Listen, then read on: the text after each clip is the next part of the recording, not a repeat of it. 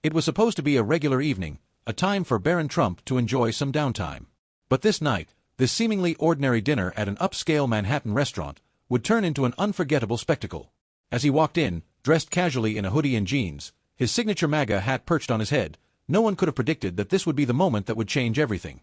With his father's controversial legacy following him like a shadow, Barron was no stranger to the stares, the whispers, and the judgment. But tonight, the tension would reach a boiling point. The moment Barron crossed the threshold of the elegant dining establishment, it became clear that he wasn't welcome here, not just because of who he was, but because of what he represented. The manager, a man known for his impeccable reputation and strict rules, eyed Barron with a coldness that was hard to ignore. It wasn't just the presence of a Trump heir, it was the MAGA hat. In a flash, the decision was made. Barron Trump was asked to leave, not because of any wrongdoing, but because his hat symbolized something the restaurant could no longer tolerate. What happened next would defy expectations, leaving everyone in shock and awe. For Barron didn't just leave quietly. In fact, he did something that no one could have anticipated. This wasn't just a moment of humiliation, it was the moment Barron Trump would prove that his strength wasn't just inherited, it was earned. As the crowd held their breath, Barron's next move would forever change the way people saw him, the Trump family, and the meaning of resilience in the face of adversity. Was this a final, silent protest? A statement of defiance? Or a masterclass in how to turn humiliation into a powerful, defining moment? Stay tuned as the drama unfolds. The restaurant was bustling with the soft clink of fine china and the hum of polite conversation. It was the kind of place where celebrities, politicians, and New York's elite gathered to enjoy a rare moment of peace, away from the flashing cameras and relentless public scrutiny. For Barron Trump, the youngest son of the former president, it was supposed to be a night of anonymity. Dressed casually in a hoodie, jeans, and his signature red MAGA hat, Barron hoped to blend in, to feel normal, to escape the shadows of his family's politics. But as he walked into the restaurant, the atmosphere seemed to shift. Eyes turned, whispers began to ripple through the crowd. The hat, once a symbol of political defiance, seemed to stir something deeper in the room, something unsettling. No one knew exactly what to expect from Barron. After all, he had always been the quiet one, the private figure amidst the public spectacle. Despite the heavy expectations placed on him due to his last name, Barron rarely made headlines. He wasn't like his father. He didn't thrive in the spotlight. But tonight, the spotlight found him. The manager of the restaurant, an impeccably dressed man known for his strict professionalism and high standards, watched Barron from across the room. He had seen the young Trump before, but today was different. The MAGA hat, despite its symbolic meaning for some, was an eyesore to him, a direct violation of the restaurant's unwritten code of neutrality. Politics, in his eyes, had no place in a fine dining establishment. The restaurant's reputation for discretion and class was built on the idea that everyone, regardless of their public affiliations, could come here and enjoy a peaceful evening without the intrusion of divisive symbols. And so, in that instant, the manager made his decision. Barron Trump would not be allowed to stay. As Barron settled into his seat, the manager approached him with quiet authority. "I'm sorry, sir," he began, his tone polite but firm, "but I'm going to have to ask you to remove the hat or leave." Barron looked up, stunned. This wasn't the response he had expected. Wasn't this supposed to be a safe place, a space where he could just be himself, away from the constant pressure of public life? But there was no mistaking it. The manager's words hung in the air like a challenge. Barron didn't flinch, though. His posture remained calm, his expression unreadable. He was used to this kind of thing, people judging him before they even got the chance to know him. Still, the hurt lingered beneath the surface. With a steady voice, Barron responded, "I'll keep it on if that's all right." The manager's eyes hardened. "I'm afraid it's not. Our patrons don't appreciate the political statement." In that moment, Barron knew there was no way out. This wasn't about a hat. It was about the weight of his name, the shadow of his father. He wasn't just Barron Trump. He was the Trump heir, and every action he took, every choice he made, seemed to reflect on the family legacy. But Barron wasn't one to back down. As he stood up from his seat, he felt the eyes of the entire room on him. A hush fell over the dining room. People watched, some in curiosity, others in judgment. And yet, Barron didn't show anger. There was no defensiveness in his movements. He wasn't about to start a scene, not in a public setting like this. He simply stood tall and took the hat off, holding it in his hand. The manager, seemingly satisfied with the outcome, nodded his approval. But then, something unexpected happened. Barron didn't leave. Instead of walking out in defeat, he paused by the doorway, turned back to the room, and with a calm voice that could be heard across the room, he spoke. I understand why you might not want me here. But I'll tell you this, I'm not my father. I didn't ask to be born into this. But I'll take responsibility for it, for everything that comes with it. I'll wear my hat, because I stand for what I believe in. You don't have to agree with me, but you should respect that. And if you can't, that's okay. But I'm not going to change just to fit in. The words hung in the air. There was no anger in his voice, just a quiet confidence, an unshakable understanding of who he was. The room went silent. The tension was palpable, but this time, it wasn't because of the manager or the hat. It was because of Barron himself. People watched as he calmly walked out, holding his head high, not in protest, but in a quiet defiance that resonated deeper than any political statement could. The manager stood still, staring after him, a conflicted look on his face. The patrons, who had been so quick to judge, seemed to reconsider their assumptions. Some murmured among themselves, unsure of what to think. They had expected Barron to react with anger, to lash out or crumble under the pressure. But instead, they saw something completely different. What had begun as a confrontation had turned into a moment of unexpected grace, a moment that made people question the way they viewed not only Barron Trump but also the ideals of respect, humility, and understanding. As the door closed behind Barron, the atmosphere in the restaurant shifted. The tension was gone, replaced by a strange sense of reverence. And for the first time that night, the restaurant returned to its usual hum, but with a lingering sense that something profound had just happened. As the door of the restaurant swung shut behind Barron Trump, the tension in the room lingered like a storm cloud refusing to break.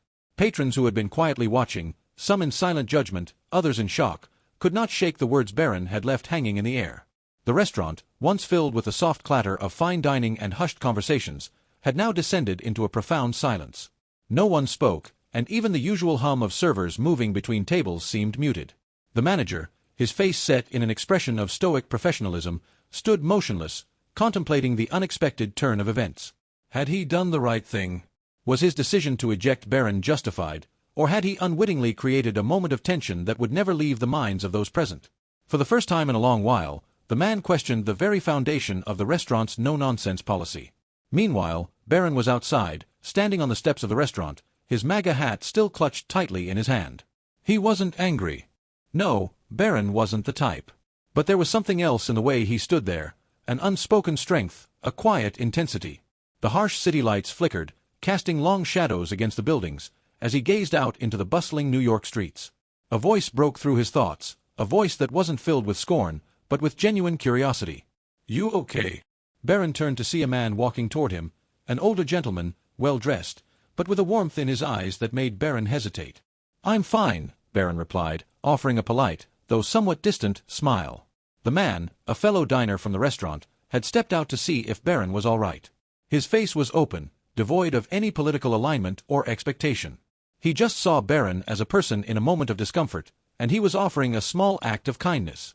But what Barron didn't know was that this was the moment that would change everything for him. The man wasn't just a passerby. He was a well-known philanthropist who had been involved in various charities for years, a man who had earned the respect of the community not for his wealth, but for his commitment to making a difference. The philanthropist extended his hand. "I understand what just happened in there," he said softly, "and I don't agree with what was done to you." Barron hesitated before shaking his hand. "Thank you," he said quietly, unsure of how to respond. "It's not easy, being who you are." The philanthropist's words weren't just kind, they were insightful. They spoke to the burden Barron had carried for years. Being part of the Trump family wasn't something Barron had asked for, yet it was a reality that followed him everywhere. But in this moment, standing outside that restaurant, Barron realized something. His story was still his own. The weight of his last name didn't define him. It didn't control his future. It was just a part of the tapestry of who he was. "You don't need to carry it alone," the philanthropist added, looking Barron square in the eyes. "There's a way out. You can still make your own path." For the first time that evening, Barron felt the faintest flicker of hope. The words weren't a political message or a statement on his family. They were a reminder that his life, his choices, could be his own to make. Barron nodded, his gaze turning back to the restaurant. Inside, things had not settled. The manager, having finally acknowledged the weight of his decision, sat down with the head chef and the restaurant owner. They discussed the incident, each offering their perspective. The owner, a well-known New York restaurateur, was torn between upholding the restaurant's neutrality and the ethics of human decency. "I understand why you asked him to leave," the owner said quietly, "but you might want to reconsider. This isn't just about politics. This is about respect. The manager was silent, processing the weight of his actions.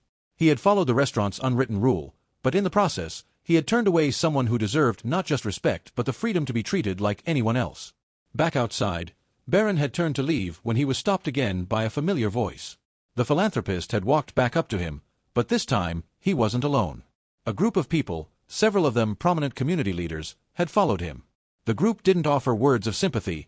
They didn't need to. They didn't care about Barron's hat or his name. They simply acknowledged the bravery it took to stand by your beliefs, no matter the consequences. Together, they stood on the steps of the restaurant, with Barron at the center of the group, no longer just a young man caught in the crossfire of politics. He was a symbol, a living, breathing testament to the power of resilience. "You don't have to do this alone," the philanthropist said again, his voice filled with a quiet resolve. In that moment, Barron felt something shift inside him. He wasn't just walking away from a restaurant that had judged him unfairly. He was walking toward a new chapter, one where he didn't have to hide or apologize for who he was. The night had been full of surprises, but this was the one that would resonate long after the evening had ended. As Barron walked down the steps, flanked by the group of supporters, the once conflicted manager watched from the window, a realization dawning on him. Maybe the lesson wasn't about political neutrality at all. Maybe it was about understanding, and about recognizing the courage it took to stand in the face of adversity. Barron Trump had turned an act of exclusion into an empowering moment, and in doing so, he had proven that his strength was far greater than anyone had ever given him credit for. The night had ended, but the story, his story, was only just beginning. The evening had left everyone reeling. The silence inside the restaurant was deafening, but it was nothing compared to the quiet resolve Barron Trump felt outside. As the darkness of the night wrapped around him, he realized that what had transpired was far more than a personal affront. It was a moment of awakening. Not just for him, but for everyone involved. For the first time, Barron saw his identity not as a mere extension of his family name or political alignment, but as a man with the power to choose his own path. The weight of expectations and judgments had clouded his mind for too long, but in that single exchange with the philanthropist, someone who had no stake in his family's legacy, he saw the clarity that had always been within him. He wasn't just a Trump. He was Barron, the young man who, in this brief moment of rejection, had been offered the chance to redefine himself. As the crowd gathered around him, Barron found the strength to shed the weight of political discourse that had held him captive. He could be himself, no matter how the world saw him. Barron walked away from the restaurant, flanked not by his family or the weight of legacy, but by strangers who had come together to show solidarity, to remind him that he was not alone. And that was the real victory. In that quiet act of courage, Barron had not only proven his resilience, but had inspired those around him to stand firm in their beliefs, despite the pressures of society. The manager, now reflecting on his decision, had learned the most valuable lesson of all. True neutrality lies in understanding. It's in recognizing the humanity in each person, regardless of their politics. Barron's departure from the restaurant had set off a ripple of introspection. It wasn't about politics. It was about respect. Barron, once the target of exclusion, had emerged stronger and more resolute than ever. And in the end, it was his actions, not his hat, that left the most lasting impression on everyone. As Barron walked down the street, a subtle shift had occurred in the world around him. People looked at him differently, not with judgment, but with recognition of his strength. That night, Barron had found his voice, not just in the face of adversity, but in the power of his own choices. And in that moment, the world saw Barron Trump not as a symbol of division, but as a person standing on the cusp of a new, empowered chapter in his life. The lesson was clear. Strength isn't in the labels we wear, but in the courage we show when it's most needed. And Barron had shown that courage. The story wasn't just his. It was a story for anyone who had ever felt marginalized, misunderstood, or judged by the world. A story of hope, of resilience, of empowerment. And the world, in all its chaos, needed more of these stories. Barron's night wasn't just a personal revelation. It was a reminder that in moments of challenge, we are given the opportunity to rise, to redefine ourselves, and to inspire others to do the same. Barron Trump's journey had only just begun, and the world was watching, not because of his name, but because of his courage to walk his own path. The world had just witnessed the transformation of a young man who had turned adversity into triumph, and in doing so, had given all of us the courage to follow our own truth, no matter the odds.